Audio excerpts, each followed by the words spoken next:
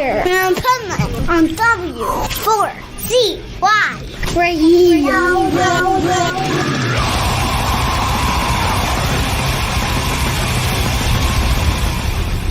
Wake up, America! It's time for the Adventures of Pipeman on W4CY.com, West Palm Beach's #1 internet radio station. Here's your host, the Pipeman. Radical animals falling from the path of righteousness. Nevertheless, this is Pipeman here on the Adventures of Pipeman W4CY Radio, and I'm really excited about to have this guest. I'm really bummed out that we're not doing this in person, because every year I go to Bloodstock, and this year my daughter, she decides to go and get married on the weekend of Bloodstock. Yeah.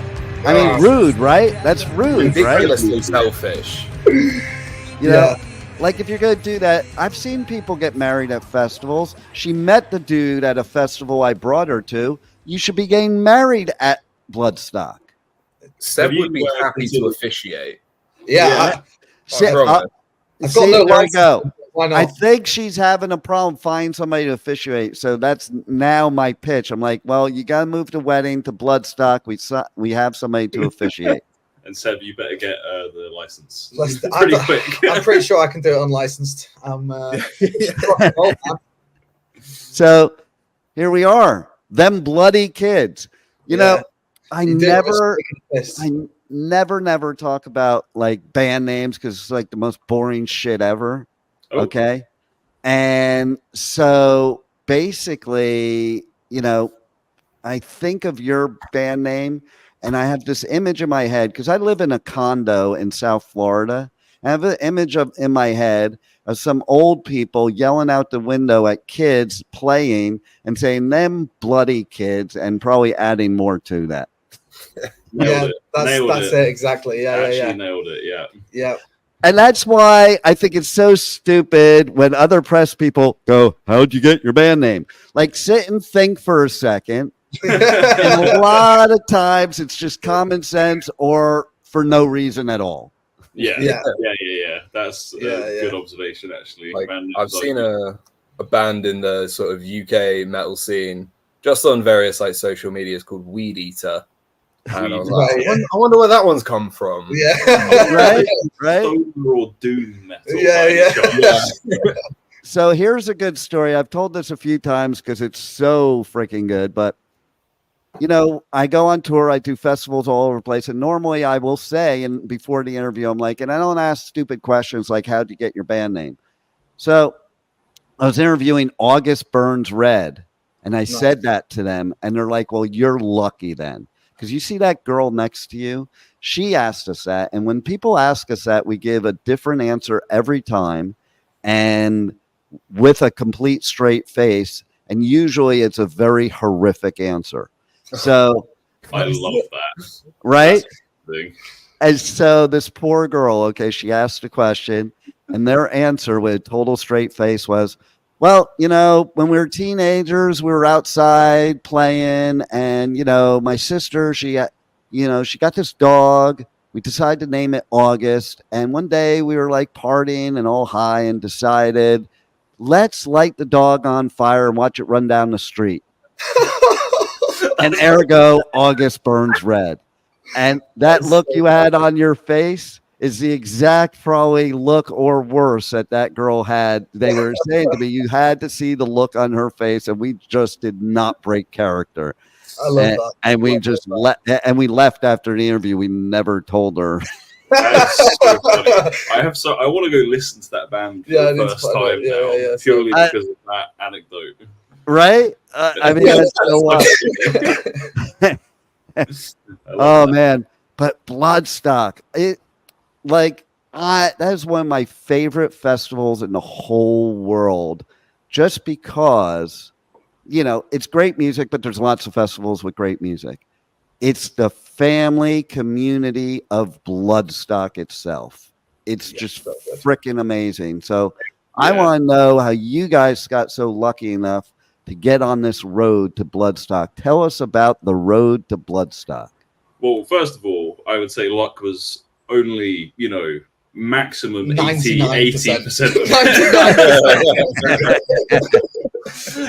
But no, obviously, there is a lot of luck involved because at the end of the day, it's a competition. And it's subjective, so so we got there through the Metal to the Masses competition, which they have in all the different counties all over the UK and other countries too. Yeah, Poland and stuff like that. We got an Irish one. Yeah, an Irish one too. Yeah, there you go. We did the London division of it, I guess you could say. Yeah, it was the London one. Third year on the trot for him. Second year on the trot for me as part of the band, and it was Pete's third gig. His third show. It was his third show. Wow. Yeah. I was still fairly fresh. I was still asking what the chords were just before. It's all right, mate. You play bass. It doesn't really matter. Right? I love it. Yeah. So it was a long fought battle, but here we are going to Bloodstock. It was indeed, and we are fucking buzzing about it as well. I know, right? And no, in all seriousness, it's not fucking luck, man. There is a little bit of luck, but man, you have to have some skill because there is a lot of really good musicians that compete in that Metal to the Masses. I mean, that's true. It was stacked. The competition was stacked this year. I mean, that final was such a good lineup. Yeah, So, it was insane. Did that blow your mind when you found out you won? Yes. Yeah. we actually talk about it quite a lot. We have this memory where I embraced him and I was like, we fucking did it, man. And we talk about that probably on a weekly basis, that moment of bonding. Nice. Yeah, because Yeah. Anybody could have a bad day too. Like those are usually the pressure cookers that we had one of them too. Man, I fucked up. Yeah, no. I mean, usually I kind of expect people to like fall to the level of I usually expect people to fall to their level of preparation. Yeah. So like, you know, if you get put in a pressurized situation, you usually do like your kind of minimum best, but actually in this scenario I think we played really, really well at the final. It was a great show. Just kind of lined up right for us. The stars aligned, didn't they? The really? Crowd was chanting Insane. TBK before we came on, and I think we were just felt it.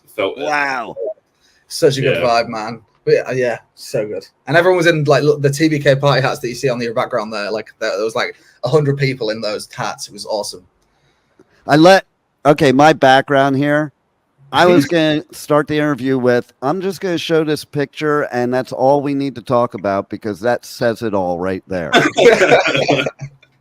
It really does. Pete's facial expression, though, is top shit. I love it. It totally is. But I look at that picture. That's why I picked that picture as a background, because I looked at it, I'm like, I don't even have to ask any questions because that picture says the whole story of the band right there.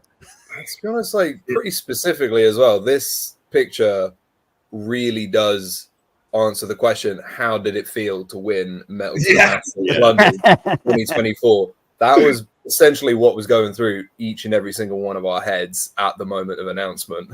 Yeah, I love that. I think the picture with you wearing one of the party hats as a muzzle in capture. Yeah, But yeah, you're right. Yeah, it's the only reason I stopped barking after we won.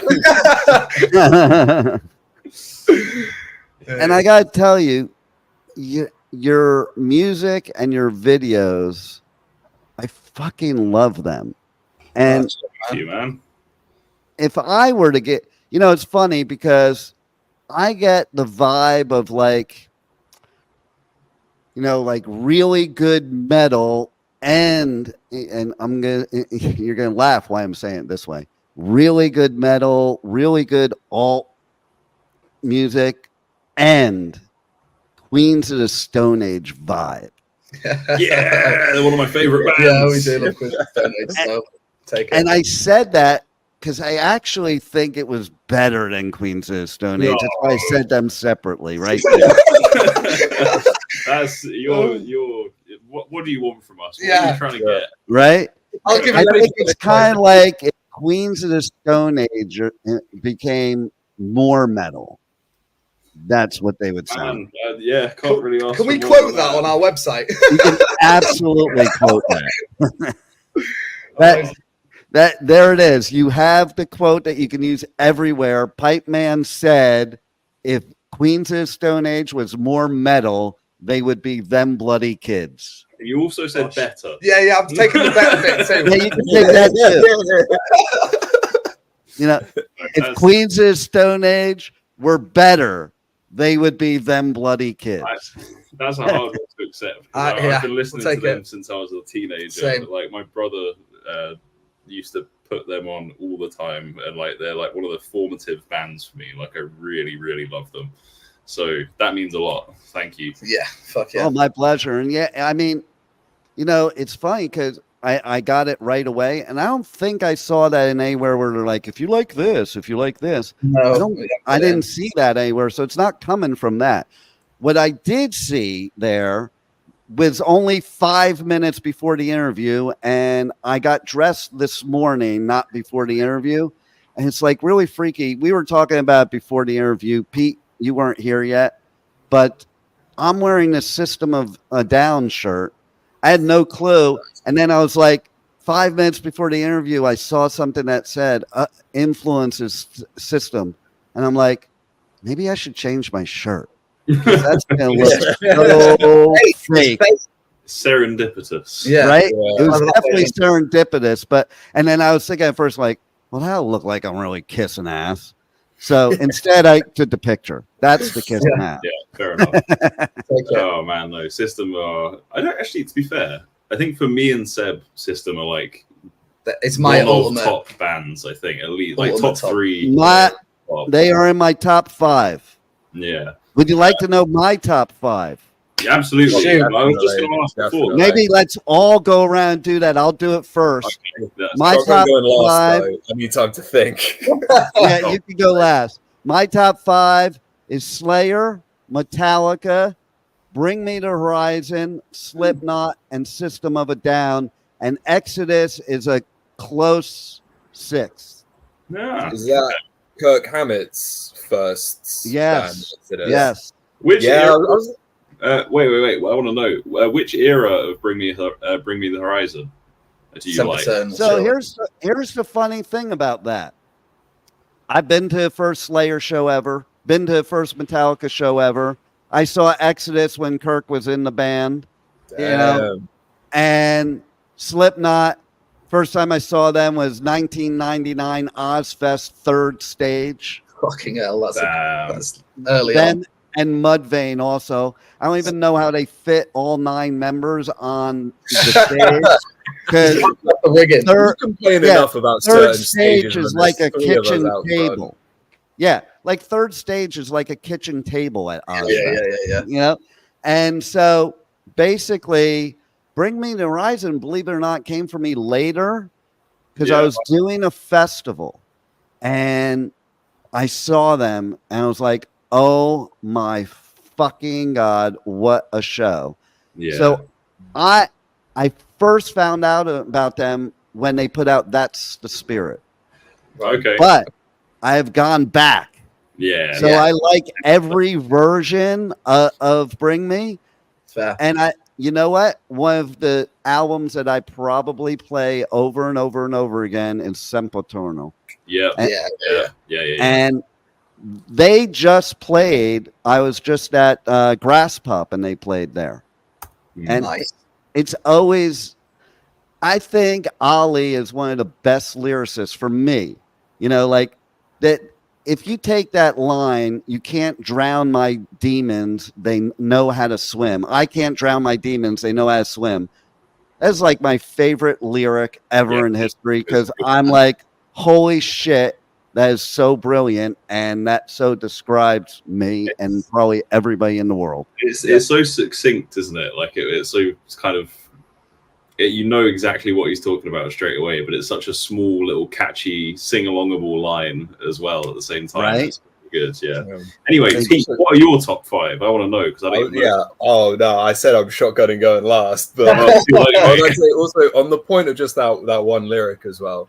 I feel like what makes it so great is that it's like it has like a level to it, but also at the same time, like the first time you hear it, it probably only really comes across, at least to me, as like just quite a straight up emo lyric. Right. And when you think about it, you go like, ooh, actually, ooh, no, ooh. Yeah, it's so complex, right? Yeah, It's exactly. Are we doing top 5 musical artists or just metal specifically? Anybody. It doesn't have to be metal. Well, I would say like perhaps like the top 5 ones that have had a profound influence perhaps on like me taking up music. So AC/DC first and foremost. They were the band that I was listening to like at the moment where I was like, Dad, can I have a bass guitar please for like next Christmas? Nice. And he was like, yeah, go for it. And I love AC/DC, but like I thought after 3 months of owning a bass guitar that I'd like completed it, because AC/DC bass lines are the easiest bass lines you can possibly come up with.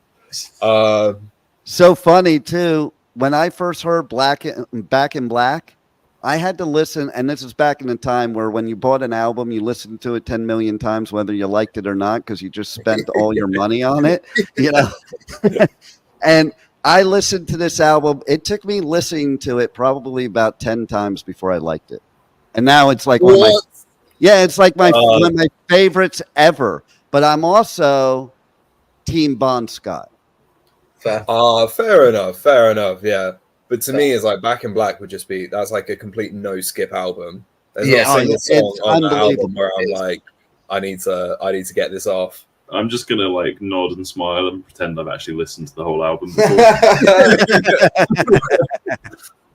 Okay, and then I would say moving on from maybe like in chronological order. After that, I started getting more into like Metallica and stuff like that, and like older thrash metal bands like them, Megadeth. That's all me. The pinnacle of bands that probably got me like start like I don't know, influenced my playing.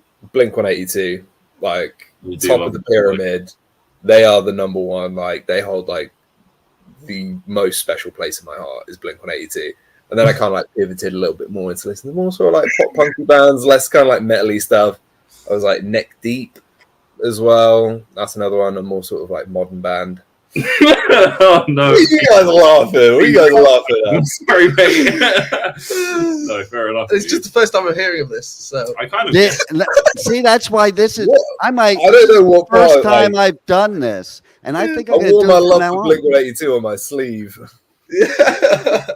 Did we get 5 there? Is that your 5? Yeah, Did we so. get your 5? It's one more, right?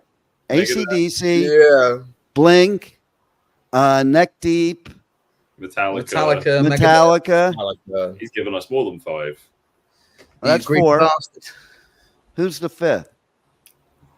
I don't know who I'd give the 5th to. See, that's the hard one to probably me. Slipknot also, but I feel like it's a bit of a cop out to say one that's already been said. It's okay. No, you got if it is, also. you gotta say it. You know what I love about your list? It is very diversified. You know, and like I actually, it's weird. I'll have like top 5 metal, top 5 punk, you know, top 5 this. But I come from that era where it's like everything was like kind of separated. I like today's era where, you know, you have genres that blend. And especially there's so many bands now. So that's the only way you're going to sound unique. So something like this, doing something like this, we kind of really find out why your music is so good and works. It's because it's not just this one formula. Like that's why I feel a lot of times nowadays, metal especially, there's like bands that just follow this algebraic equation of how to make metal. Especially deathcore. Like I do like some deathcore, but so much of it just makes me want to fall asleep. Like it's just, which is crazy to say because it is like the least like soporific music you can imagine. But like, it's just you used to go to sleep to Ace of Spades, so I'm pretty sure deathcore could make it well to a sleep playlist. Speed high. Yeah, but no, I do agree. It's not. I think the weirder stuff always has piqued my interest. So the blending is good. Yeah, and see, you don't even know what Pete's influences are till right now. That's it. Oh, he's a bass player. I don't really care. This is it. He's a lower level on the tier, really, isn't it? I'm the That's how drummer, it so I goes. need something to rag on because I'm like just above him. Yeah. So you gotta watch your step there, sir. I got a special bands I'm question. into. I've just been influenced by crayons and drawing. That's it. Yeah. I think you like to pee up your nose, mate. To be fair. and I, for you being a drummer, I have a special question for you. Okay. Who's the worst drummer ever? Everybody asks who's the best drummer ever. Me. Who's in your opinion? No. Oh my god, what, like famous one? Because I teach and I've got some really bad students. You can't dump them in. Cut that. Well, yeah. If you call out your students, I have a feeling that your income might drop. Just saying. Nah, they won't watch this. It's fine. Plus, we got that Bloodstock money coming in, baby. No, I'm joking, of course. But famous ones. I mean, the obvious one is Lars, isn't it? Really? See, that's where I wanted to see if you went there because everybody's been going there a lot lately. It kind of, I kind of get why people say it, but at the same time, it depends on your definition of worst. Because he does cock up a lot on stage, and like a lot of the recordings, from what I know, are like many takes kind of chopped together, because he can't get like a good 1 or 2 or 3 or even 4 take for the tracks, which is But at the same time, he's in Metallica, so right. Well, see, that's what I look at. I'm like, he must be doing something right because I was there back in the day. And there were a lot of bands that did not make it that were super talented. So this is it. Like there is something to that Metallica drum sound. Like you can tell it's Lars, and there's something to it. Now some of the parts are really good as well. Like it's there's a lot to be said for him. But like speaking of Dave, he likes to razz on Lars a lot. He was in one interview. He's like, the reason we had to make the Mechanics the 4 Horsemen is because Lars needed it slowed down because he couldn't keep up. Dave's not exactly someone to not have a chip on his shoulder, though. No doubt. Well, listen, okay. If you're kicked out of, because we used to call them, their nickname was back in the day, Alcoholica. If you're kicked out of Alcoholica for drinking too much, you might have a drinking problem. Just saying. Do you know what? I've got a really, really spicy hot take here, actually, on the original question. Oh, I don't know if I want to say this on camera, but okay, not worst, but potentially most overrated might be Mike Portnoy. Oh, yeah, that would definitely raise. Like everybody might agree with you with Lars, even if they like Lars, because they're like, everybody says not that. Worst. He's a very good drummer, but I think people.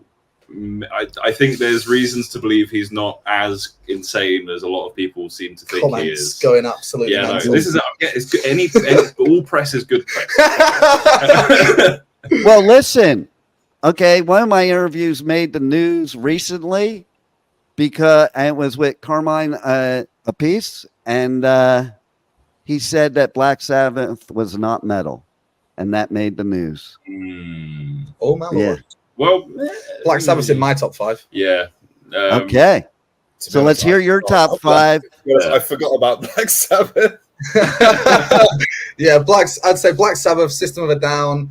Then exactly. Darren Malankin's side project of System of a Down, Scars on Broadway, which I am still yet to see. It's one of the few bands that I haven't seen live, and I'm gagging to see them, but they never leave LA. So I've seen them. Yeah. You lucky bastard, honestly.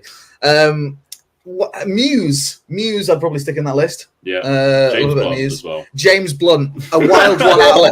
James Blunt, nice. I'm not even joking. I used to smash James Blunt, and I could still sing you the whole of Back to Bedlam album, like word for word. In fact, I think we have to make some content out of that, guys. It's funny because I kind of like Muse, but I never got what the big fascination. And a couple years ago, I did this festival, Shaky Knees, and they were playing.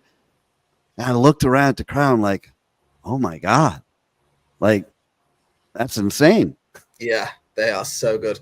I was the first person in my area to buy the Second Law album when it came out. I queued outside of a Sainsbury's before I opened. Yeah, that's how dedicated I was. I was the first person to get that album. Can I ask, were you queued outside of Sainsbury's, or were you the one person outside the Sainsbury's waiting for it to open?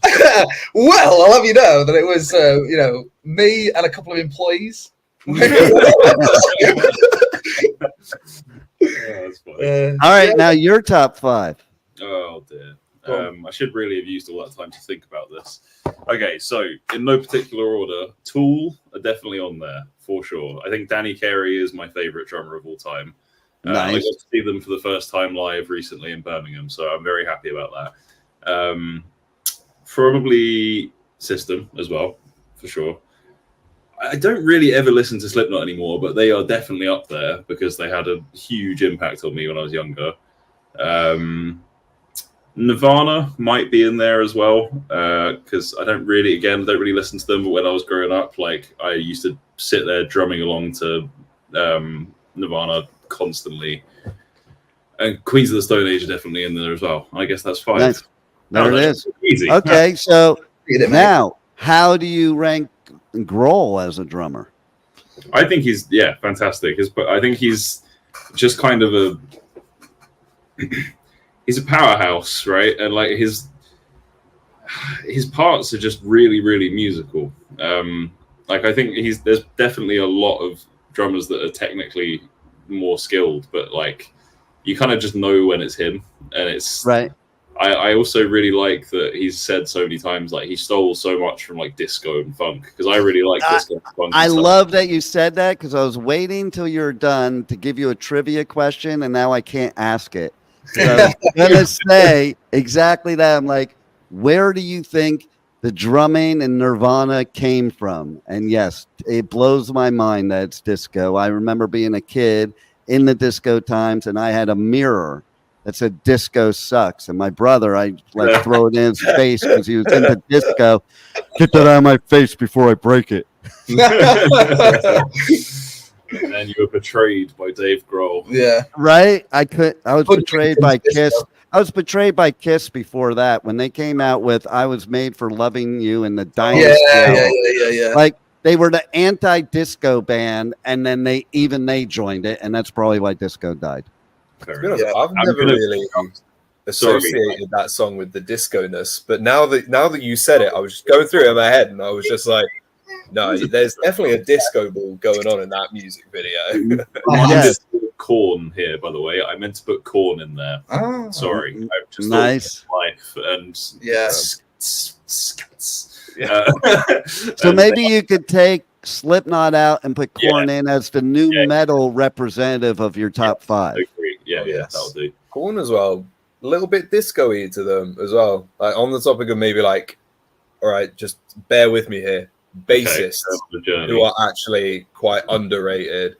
People tend to think Fieldy from Korn isn't like the best bass player, but like he is one of those bass players, right? He might not be the most like technically talented, but like he's like the most memorable bass player. He is. That's what I was just about to say. Like if you hear him playing, you know it's him, which is incredibly rare to do on bass for people to be able to pick it out and be like, that's definitely him, like Marcus Miller or something. You know who I feel I can pick out for both as far as bassists that if I hear it, I know it's them. One is Steve Harris, Iron Maiden, and the other is Joey Vera from Armored Saint. Who's the guy from Primus? Yeah. Claypool. Les Claypool. He's probably the most easily recognizable. Both vocally and the weirdest shit ever. No other bass player picks up a bass and is like, "Oh, that's what I'm gonna do with it." Just just goes to town on it. There you go. That would also sneak into my top 5. I do love a bit of Primus. This is true. Yeah. So again, not to let my bias like ring out, but I would also say Mark Hoppus has his own sort of like thing to it. He actually like, who's that? Are these bassists? People don't Blink. know. He's like, to me, just because I'm more the disco punk band Blink. His sort of bass lines, I can always tell when it's him like doing it. Fair enough. So one time I was interviewing Waddy from The Exploited a few years ago, and it was right before they were going on stage, and I asked him what he thought about pop punk, knowing what the reaction would be, and he yelled at the whole crowd when he went on stage. He's like, I knew this was gonna pop punk. That's not punk. This bullshit is not punk. I sort of see his point, to be honest. Well, listen, I'm from old school punk, like The Exploit, and it's like the whole point of punk was to not be pop. Yeah.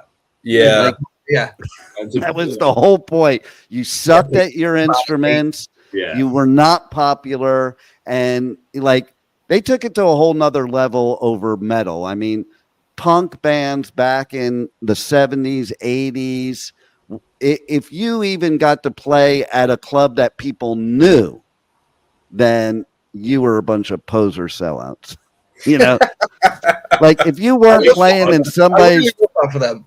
you know, if you weren't playing in somebody's fucking garage, you weren't a punk band, okay?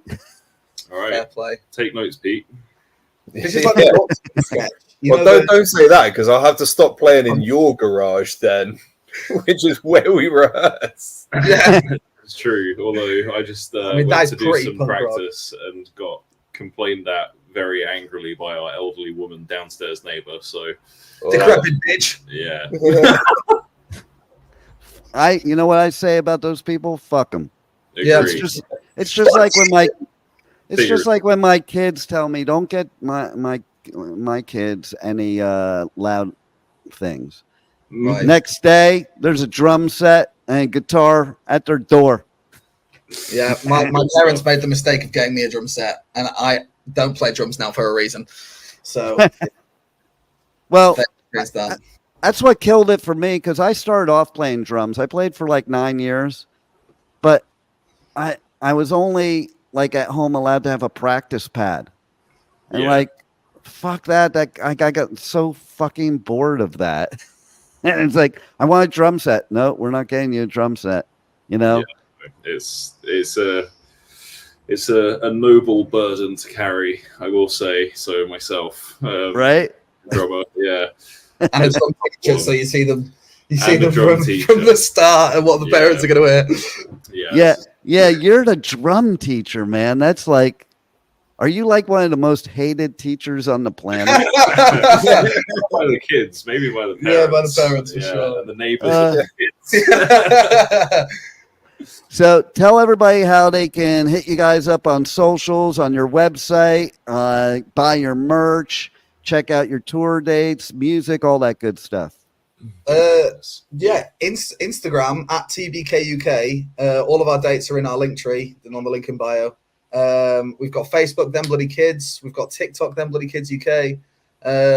We've got a website that's currently under construction, but very nearly complete. So, and you will be able to purchase merch. Yes, you'll be able to nice. from there. Yes. And yeah, I think that's about it. Really, we've got YouTube, Them Bloody Kids. Just we're everywhere. Them Bloody Kids. Shake your fist while you do it. Yeah. Bloody kids. Yeah. It's like this. Nailed it. I didn't know if they translate to American. Yeah, no, I'm very buzzing that you got it. You know. Yeah. Oh yeah, totally. Yeah, Like, bloody is like incredible. It's like Very probably British. the most British word out, like going is bloody. well, I'm gonna give you the best laugh of the whole interview. Okay, I was married to a British girl. Okay. No way. That's not the funny part. The funny part is, like, so many English girls come to America and they play up the whole royal bullshit. You know, like they come over here, we're better than you, and I'm hoity-toity. I'm this like high class royal British bitch, blah, blah, blah. She was from Newcastle. Oh, that's so fucking funny. The home of royalty. Yeah, fucking hell. Oh my god. See, you didn't see that coming. I told you it'd be the funniest thing in the interview. Well, there's times the Queen's ended her fucking Christmas speech with just being like, "Yeah, I piss." No, we are not. We are not fans of the royals in this band. No, I would think so. Yeah, no. Get rid of them. Yeah, honestly. We're not into that. Not at all. A lot of drama now too. Like, well, oh my god, Sausage Fingers is king now. Sausage Fingers and Noncy Boy who can't sweat. Noncy Andrew. Yeah. It's a shambles. It's a shambles. Harry, the only decent one, he's been kicked out of the whole thing. He seems all right. I know, right? He's gone to America. Yeah. All right, I got to stand up for my own kind. Like maybe he should become like the king of America. I don't think that'll go down well in America. Yeah. Well, we are trying to elect King Trump, so well, yeah. Started on that. That's terrifying. Yeah, let's keep the old election out. On the topic of the royals, though, it's like there is so much drama coming from that family, and it's always struck me as so weird. It's like so much drama comes from this family of a whole family of people who seem like they are the most boring people on the planet. I know, right? If you were sat down having lunch with any of them, you just like, oh, they only seem boring. They never talk about anything. They just like keep it all in. Oh no, my son is What I did think, there's a what? I can't sweat. Now, what I did think, being over here, looking from afar, is I thought the Queen was kind of a badass because here's this little woman who like kept everybody in frickin' line in the family. Like, yeah, no, she did it. What a job! I mean, I'm not a fan of the royals, but fair play to her for lasting as long as she did. Yeah, right. Yeah, that's for the benefits of being a lizard person. I guess that's it. Half lizard.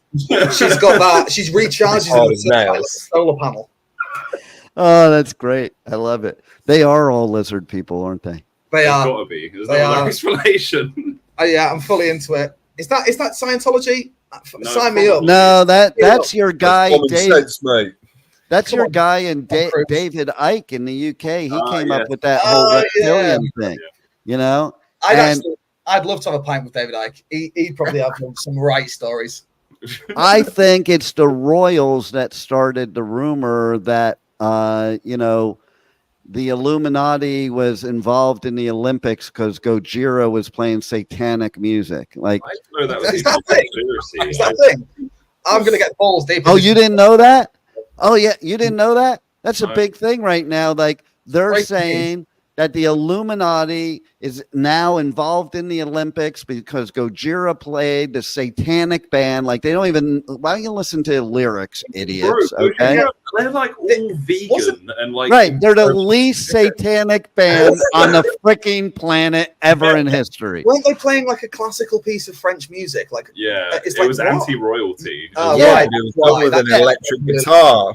And there's people that are changing the logo of the Olympics to say 666 because of it.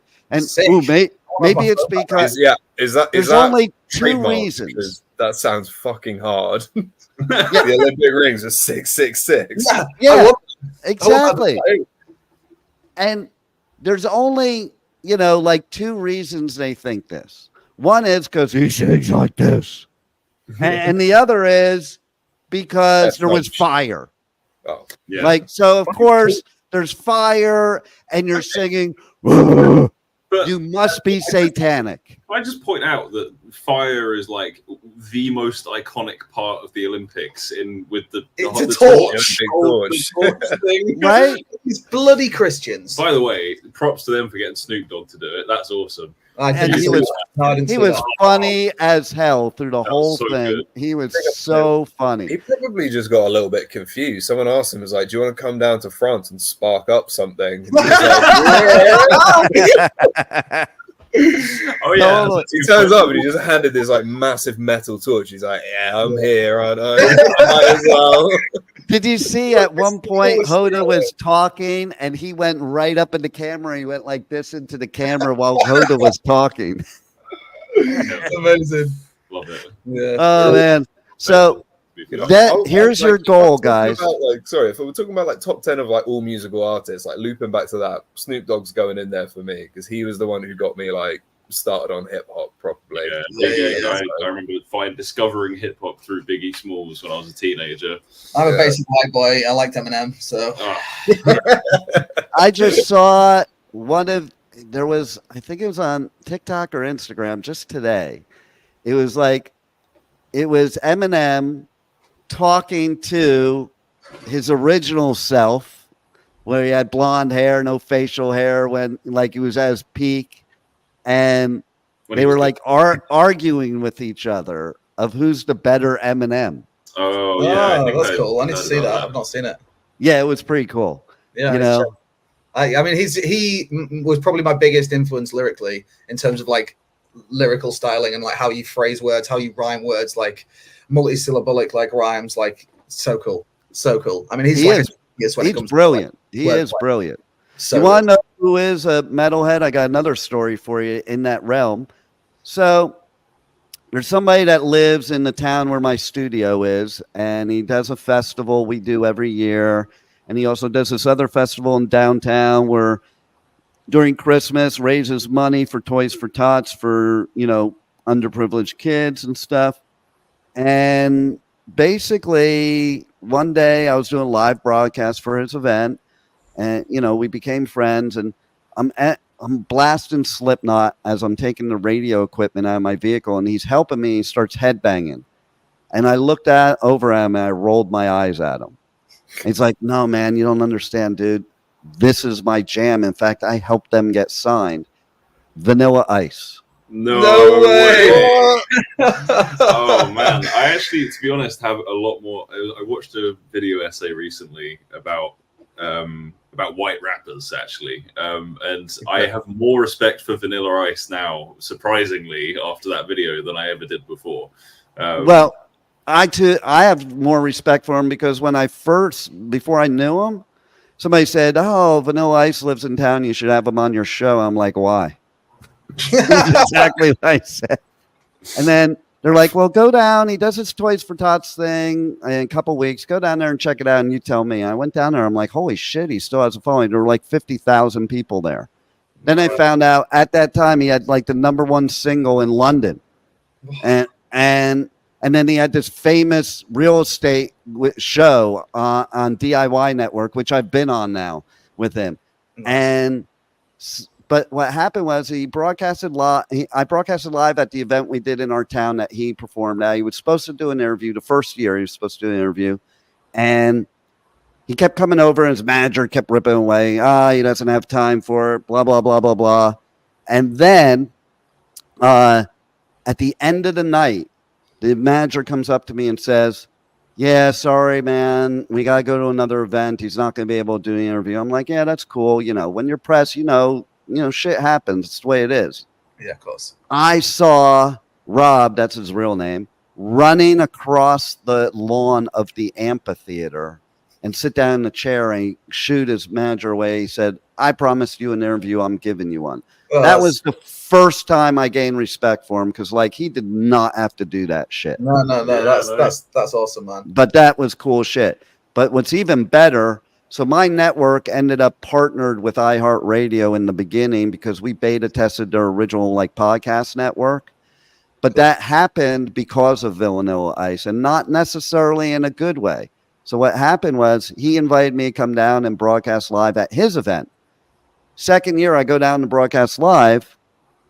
Clear Channel, who is now iHeart, they come up to me and this director and says, "Take your booth down." I'm like, "What?"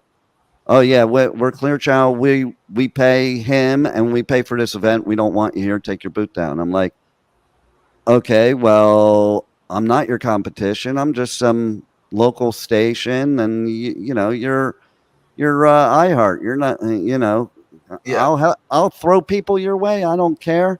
They're like, no, you are our competition, and we don't want you here. Please take your stuff down now. I'm like, so then I wasn't nice anymore. I'm like, well, if Rob tells me to leave, I'll leave, but I'm not leaving because you tell me to leave. Yeah. And she had like steam coming out of her ears, like, you know, and she went up to the stage where he was sound checking, and I hear her over the mic. He goes, get the fuck off my stage and leave my fucking radio station alone. And then he took her like in some office somewhere and had a talk with her, and she came and she apologized to me. And then he moved me into the meet and greet. He goes, you're coming in here with me because they have no say about this fucking area. And then the next year, he came up to me. He's like, you doing my gig again? I kicked iHeart out of there. I don't put up with that corporate radio bullshit.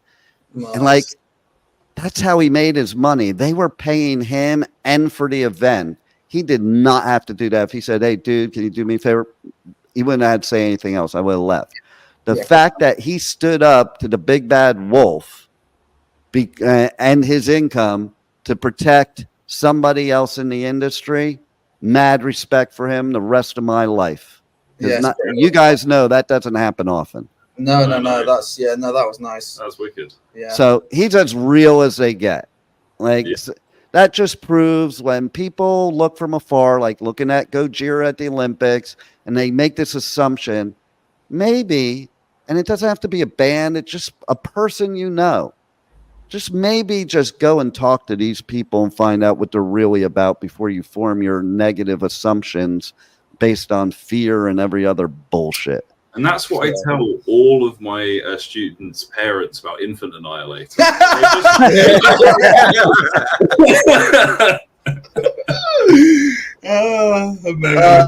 That's good shit. Well, you guys are going to kill it at Bloodstock. And I expect that your performance at Bloodstock, this is what I'm expecting from you, okay? Like, you have to do this to come on the show again. You have to blow the Gojira Olympics performance away and do it at Bloodstock. Well, it was lovely to spend some time with you. But yeah, we'll try.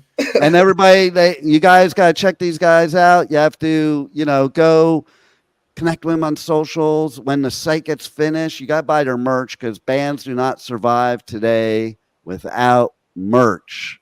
And you can't listen to my show unless you buy band merch of every band that's on my show, period. Shoot us a message on Instagram. If you listen to anything and you particularly enjoy it, shoot us a message and we'll definitely get back to you, okay? Yeah. If you want merch, just drop us a message. We'll get it. The website's not sorted, but we'll sort it out. It will be soon, very soon. Yeah. Nice. Yeah. Well, Bloodstock, hopefully. Yeah, let's hope so, right? Yeah. Fingers crossed. Regardless, you guys are fucking gonna kill it at Bloodstock. I'm so bummed I'm not gonna get to see it. Next year. Next year. But this way, next year when you play there again. Fuck yeah. And then next year you can come over to the States and play all these other festivals over here too. Dream, yeah, that honestly sounds insane. I'd love that. Let's do it. Well, thanks guys. And thanks for being on the Adventures of Pipe Man. Thank you, mate. Cheers. Thanks for your time. Thanks for having us. Anytime. Thank you for listening to the Adventures of Pipe Man on W4CY Radio.